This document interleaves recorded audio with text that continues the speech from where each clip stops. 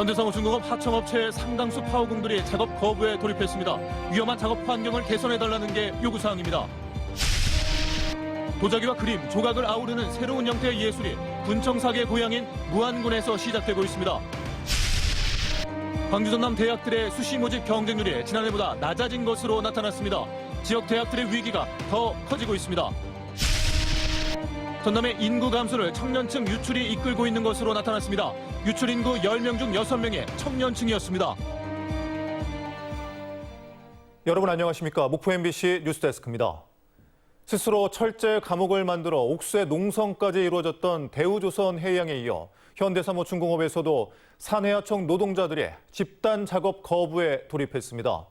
위험한 작업에 대한 충분한 안전 조치를 요구하며 노동당국에는 특별 근로 감독도 요청했습니다. 박종호 기자입니다. 선박 건조 과정에서 도장 작업에 앞서 반드시 거쳐야 하는 선체 도장 전처리 공정. 철판에 묻은 이물질 제거 작업으로 작업자는 파워공으로 불립니다. 어둡고 높은 곳에서 일하는 파워공은 조선소에서도 가장 힘들고 험한 일을 하는 직종으로 꼽힙니다. 현대사무중공업에서 일하는 산해 하청 파워공은 모두 450여 명. 4분의 1가량인 100여 명이 작업 거부를 선언했습니다. 저희들이 높은 데 올라가서 작업을 많이 하는데 무거운 장비를 차고 올라가서 작업을 하다가 많이 이제 이렇게 추락을 합니다. 예, 그런 사고의 유형이 굉장히 많습니다. 한번 떨어지면은 이들이 요구하는 건 위험 작업에 대한 안전 조치, 기본급 인상, 연차 휴가 부활 등 크게 3가지. 외줄에 의존한 고공 작업을 공인 자격증 소지자에게 시켜줄 것과 작업 공간의 안전장치 정기 점검도 필요하다고 외치고 있습니다. 원만한 교섭을 희망했지만 하청업체들이 집단행동 미참여자들에게 혜택을 주고 참여자에게는 징계 엄포를 놓는 등 대화가 불가능한 상태라고 밝혔습니다. 아무리 현장 노동자들이 안전한 일터를 만들어 달라고 해도 회사 측은 들은 척도 안 합니다. 중대재해처벌법이 시행되었지만 조선소는 전혀 변함이 없습니다. 우리가 이렇게 나서지 않는 한 영원히 변하지 않을 겁니다. 고용노동부에는 파워공에 대한 특별 근로감독 실시를 요구했고 대우조선해양의 사례를 교훈 삼아 원청업체인 현대사무중공업도 결단해달라고 촉구했습니다. 현대사무중공업 산해하청 노동자도 안전하게 작업하고 아프면 치료받고 쉴 수 있는 권리를 보장하라. 금속노조 역시 파워공 문제를 국회 국정감사에까지 사안을 올리겠다며 사태 해결에 뛰어들었습니다. MBC 뉴스 박종호입니다. 고용 허가제로 입국한 외국인 노동자가 무단 이탈하는 사례가 잇따르고 있습니다. 광주 출입국 사무소에 따르면 지난 2017년 144건이었던 외국인 노동자의 무단 이탈 신고는 2020년 150건, 지난해 166건, 올해 8월까지 76건으로 끊이지 않고 있고 검거 건수는 매년 200에서 400건대에 이릅니다. 특히 농어촌과 산업단지에서 고되고 보수가 적은 일에 투입된 외국인 노동자의 무단 이탈이 두드러지는 상태입니다. 광주 전남 지역 대학들의 수시 모집 결과 일제히 경쟁률이 하락하는 등 지방대 위기가 커지고 있습니다. 2023학년도 광주 전남 지역 수시 모집 경쟁률 집계 결과 전남대학교는 평균 6.3대 1의 경쟁률로 지난해 8.09대 1의 경쟁률과 비교해 1.79% 하락했고 목포대와 순천대, 동신대 등도 경쟁률이 지난해보다 떨어졌습니다. 전라남도 교육청 부교육감 공석이 한 달을 넘기면서 업무 공백이 우려되고 있습니다. 전라남도 의회 조옥현 교육위원장은 교육청 결산 심사를 위한 교육위원회 회의에서 2023년 예산 편성과 행정사무 감사 등을 앞두고 있어 교육행정 업무 공백을 해소하기 위해 부교육감을 조속히 임명해야 한다고 주장했습니다. 한편 전남교육청 부교육감은 지난 8월 4일 교육부 대변인으로 자리를 옮기면서 공석 상태며 전남과 경기 등 4개 시도 교육청의 부교육감이 현재 공석인 것으로 알려졌습니다. 도자기가 그림과 조각을 만나 새로운 장르의 예술을 창조하고 있습니다. 분청사기의 본류인 무안의 한 예술촌에서 시도되는 융복합 예술을 문현철 기자가 취재했습니다.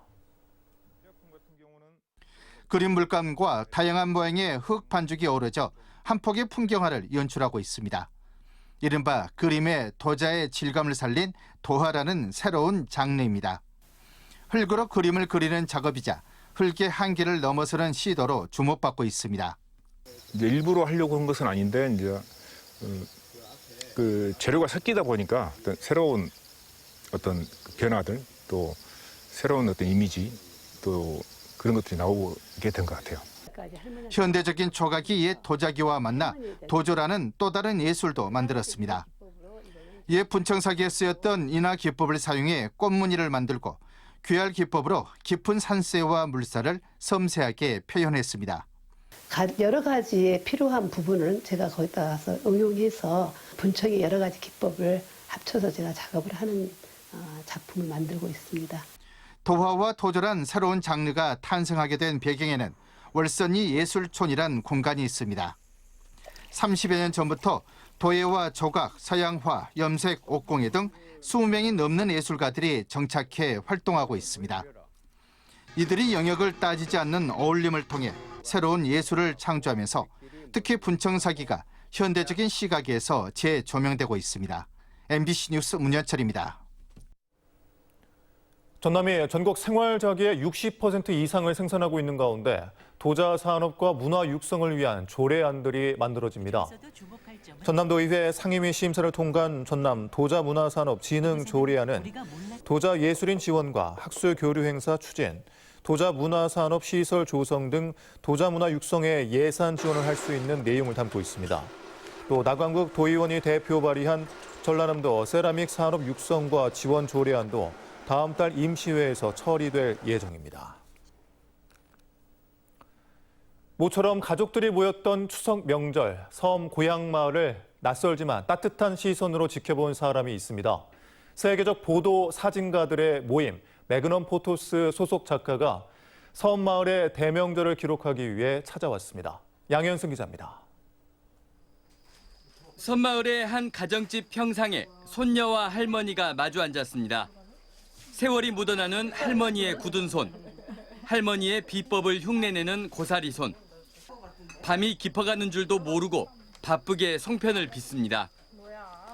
허리 펼 시간 없이 추석을 맞이하는 할머니와 손녀의 모습을 기록하는 이방인.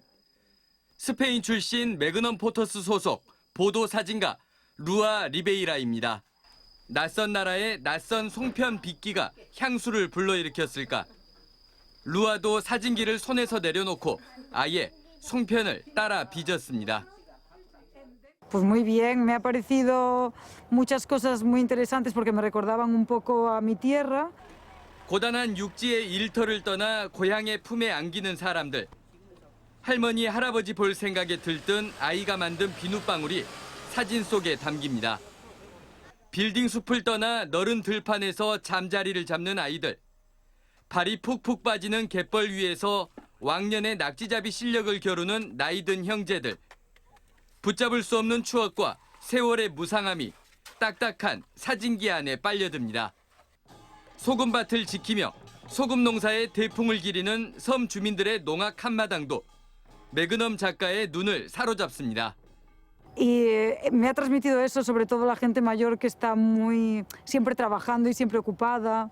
지난해 영국의 마크 파워, 브루스 길든, 올 초 노르웨이 출신 요나스 벤딕센 등 매그넘 포토스 작가들의 신안 섬 여행이 계속되고 있습니다. 섬이 그동안 한국 사람들의 그 가슴 속에 다만 불편하다, 접근성이 어렵다 그런 생각에서 가볼 만한 곳이다. 그리고 저렇게 아름다운 곳이냐 그렇게 인식되길 바라면서 고단한 섬살이, 때묻지 않은 섬과 갯벌, 렌즈만 들이대면 작품이 되는 섬마을을 매그넘 포토스 사진작가들은 2025년까지 계속 찾을 예정입니다. MBC 뉴스 양현승입니다. 이런 가운데 목포 MBC가 제작한 다큐멘터리 매그넘 포토스가 만난 신안 시사회가 내일 목포 평화광장 CGV 8관에서 열립니다. UHD로 제작된 이번 다큐멘터리는 매그넘 포토스 소속 작가들이 신안군 섬 촬영기를 담고 있으며 오는 22일 밤 11시 20분부터 1시간 동안 MBC 채널을 통해 방영됩니다. 기아 타이거즈가 충격의 7연패에 빠지며 종이 호랑이로 전락했습니다. 가을 야구에 갈 수 있을지 누구도 장담하지 못할 상황인데요. 이번 주 기아는 LG 그리고 한 게임 반차로 무섭게 추격하고 있는 NC와 운명의 3연전을 치릅니다. 한신구 기자입니다. 연패를 이어가던 지난 15일 무기력한 경기력을 보여주던 기아 타이거즈는 연장 실패, 결정적인 수비 실책으로 맥없이 경기를 넘겨주고 맙니다. 연패를 끊을 수 있는 10회 말 무사 2, 3루 찬스. 그렇지만 후속 타자들의 방망이가 맥없이 돌아가서 연속 삼진 아웃과 범타로 기회가 무산되면서 결국 또 졌습니다. 기아 타이거즈가 지난주 키움과 한화, 삼성전을 모두 내주면서 7연패의 수렁에 빠졌습니다. 특히 최하위 하나에 이틀 연속 연장전에서 진 게 뼈아팠습니다. 가장 큰 원인은 갑작스레 부진에 빠진 무기력한 타선입니다. 연패 기간 선발 투수들은 제 몫을 해줬지만 득점권 타율이 2할대에 밑돌면서 중요한 순간 제 역할을 해주지 못했습니다. 그나마 타격이 좀 터지는 날엔 불펜이 무너지는 등 투타의 엇박자 속에 길고 긴 연패 사슬을 끊어내지 못했습니다. 그 사이 5위를 위협하고 있는 팀들은 무서운 상승세로 6위 NC는 한 게임 반차, 그리고 삼성은 3게임 반차까지 따라붙었습니다. 당장 연패를 끊는 게 중요한데 이번 주 일정 역시 험난하기만 합니다. 1위를 바짝 뒤쫓고 있는 LG와 2연전을 치른 뒤 후반기 무서운 상승세로 한 게임 반차까지 따라붙은 NC와 가을 야구를 놓고 운명의 3연전을 치릅니다. MBC 뉴스 한신구입니다. 전남 인구 감소의 주 요인이 청년층 유출인 것으로 나타났습니다. 전라남도에 따르면 지난해 한 해 동안 전남의 인구가 18,000여 명 감소했는데 이 가운데 60% 정도인 만여 명의 청년층 유출인 것으로 나타났습니다. 강문성 도의원은 좋은 일자리에 주거 환경, 양육 환경 등을 유기적으로 제공하기 위한 차별화된 청년 정책이 안 보인다며 전라남도에 실질적인 변화를 이끌 대응책 마련을 주문했습니다.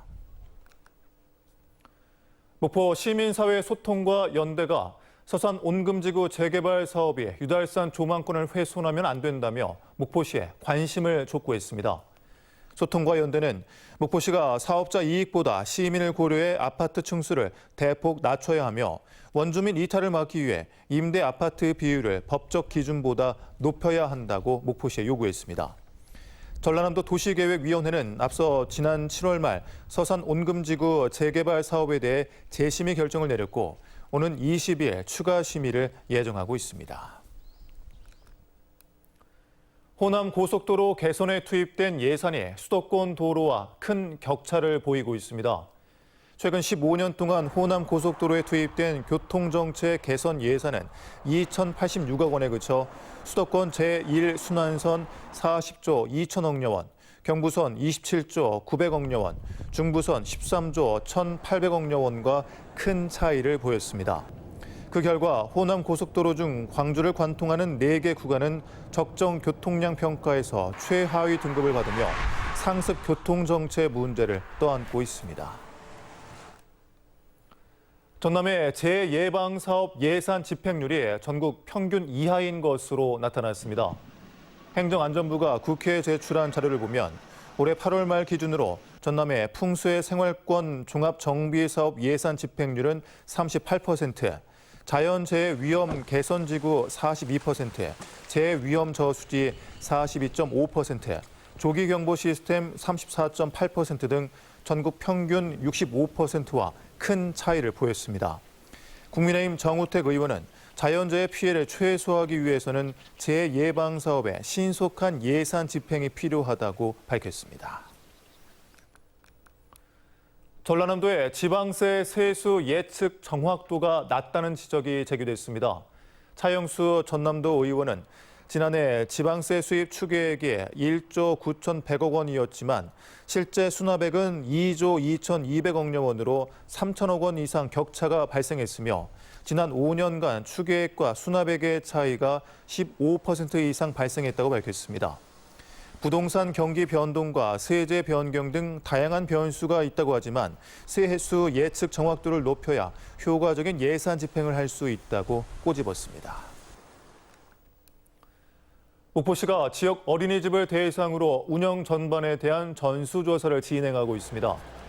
목포시는 지역 어린이집 155곳을 대상으로 연장 보육료 관리와 출결카드 보관 상태 등을 점검 중이고 내년 4월까지 모든 조사를 완료할 계획이라고 설명했습니다.